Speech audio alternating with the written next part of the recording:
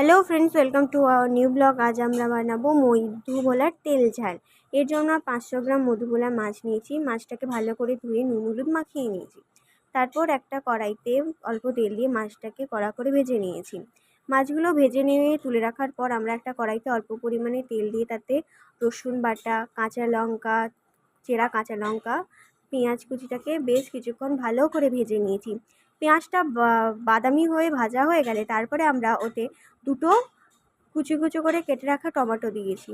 টমেটোকে কিছুক্ষণ নেড়ে তারপর তাতে পরিমাণ মতো নুন, হলুদ, লঙ্কার গুঁড়ো দিয়ে বেশ কিছুক্ষণ কষিয়ে নিয়েছি। তারপর আমরা ওতে পরিমাণ মতো সর্ষে পোস্ত বাটা দিয়ে একটু নেড়ে তাতে পরিমাণ মতো জল দিয়ে বেশ কিছুক্ষণ ফুটিয়ে নিয়েছি। জলটা যখন ফুটে উঠবে তখন আমরা মাছগুলোকে দিয়ে দেব। তারপর আমরা মাছগুলো দিয়ে 5 মিনিট ফুটিয়ে নেব। 5 মিনিট ফোটানোর পর আমরা ওতে অল্প পরিমাণে কাঁচা সর্ষের তেল দিয়ে পরিবেশন করব।